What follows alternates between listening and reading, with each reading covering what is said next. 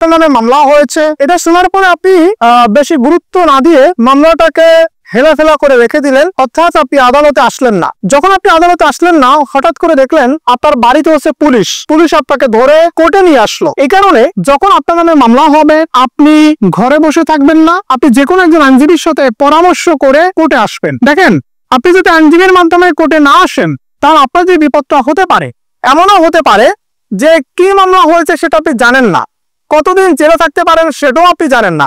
এমনও হতে পারে যে আপনার নামে যে মামলা হয়েছে এই মামলায় আপনি গ্রেপ্তার হওয়ার মতো না, যদি আপনি মামলা সম্পর্কে অবগত হয়ে প্রয়োজনীয় ব্যবস্থা নিতেন। আরেকটা বিষয় যে আপনার নামে মামলা হয়েছে, আপনি অ্যারেস্ট হয়েছেন, আপনি জামিন নিয়েছেন। জামিন নেওয়ার পরে ম্যাক্সিমাম আসামি কোর্টে যাতায়াত করে না বা একজন আইনজীবীর সাথে যোগাযোগ রাখে না। এর ফলে যেটা হয়, জামিন নেওয়ার পরে পরবর্তী যখন তারিখ পড়ে সেই তারিখে যখন আপনি উপস্থিত না হন তখন কিন্তু আপনার নামে আবার ওয়ারেন্ট হয়ে যায়। আবার পুলিশ যখন আপনাকে গ্রেপ্তার করতে যায় তখন আপনি অবাক হয়ে যান যে ব্যাপারটা হচ্ছেটা কি। আপনি জামিন নিলেন, জামিন নেওয়া মানে হচ্ছে একটা মামলা শেষ হয়ে যাওয়া না। জামিন নেওয়া মানে হচ্ছে যে আপনি সাময়িকভাবে আপনি আপনার গ্রেপ্তার এড়ানো। এই সময়টাতে আপনাকে পুলিশ গ্রেপ্তার করবে না। জামিন লাভের পরে যখন আপনি গড় হাজির হবে বা যে কোনো কারণেই আদালতে আসবেন না, তখন আপনার নামে আবার ওয়ারেন্ট হবে। এই যে ওয়ারেন্ট হলো, আপনি কিন্তু আবার অ্যারেস্ট হচ্ছেন। তো আমরা যারা আসামি আছি তারা একবার জামিন লাভের পরে অবশ্যই কিন্তু কোর্টে আসতে হবে, কোর্টের সাথে যোগাযোগ রাখতে হবে।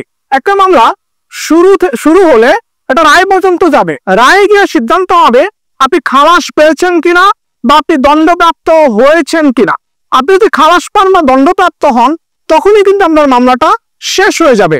আমাদের এটা ভুল ধারণা যে একবার যদি আসামি জামিন লাভ করে তাহলে হচ্ছে মামলাটা মনে হয় শেষ হয়ে যায়।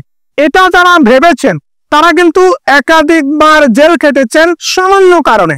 আপনি কিন্তু জামিন নেওয়ার পরে যদি নিয়মিত কোর্টে আসতেন, নিয়মিত হাজিরা দিতেন, তাহলে কিন্তু আপনার জেল খাটার বিষয়টা ছিল না।